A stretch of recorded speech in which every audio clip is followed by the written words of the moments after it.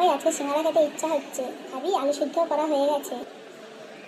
না খাবো না, এমন কিছু জিনিস বানাও যেটা দেখতেও নতুন, খেতেও দারুণ।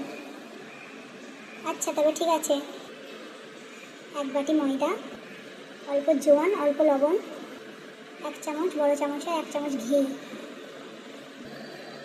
ভালো করে মিক্স। অল্প অল্প করে উষ্ণ গরম জল দিয়ে আটাটা মেখে নিতে হবে। মাখা হয়ে গেছে, ওর উপরে হালকা ঘি লাগিয়ে 10 মিনিট এক সাইডে রেখে দেবো।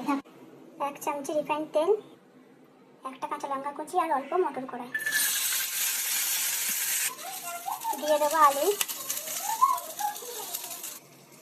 অল্প আদা বাটা, অল্প হলুদ, লবণ, ধনে, চিলি ফ্লেক্স, জিরে আর গরম মশলা দিয়ে দেবো। ভালো করে মিক্স করে নেবো। দিয়ে দেবো ধনে পাতা কুচি।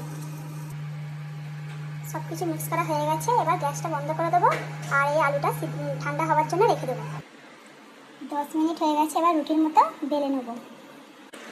বেলা হয়ে গেছে, এবার ছুরি দিয়ে 4 চৌকো করে কেটে নিতে হবে। কাটা হয়ে গেছে, আলুর স্টাফিং দেওয়া হয়ে গেছে। এবার এইভাবে ফোল্ড করে নেবো। একটা কাঁটা চামচি দিয়ে এইভাবে ডিজাইন বানিয়ে নেবো।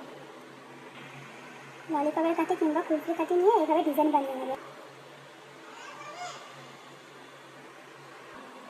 এই ধরনের ঢাকন নেবে, এইভাবে গোল গোল করে কেটে নিতে হবে। ছোট্ট লুচির মতো বেলে নিয়েছি, এবার এর ভিতর স্টাফিংটা দিয়ে মোমোজের মতো বানিয়ে নেবো। তেল গরম হয়ে গেছে, এক এক করে দিয়ে দেবো। এখানে রিফাইন্ড তেল নিয়েছি। হয়ে গেছে, খেয়ে বল কেমন হয়েছে।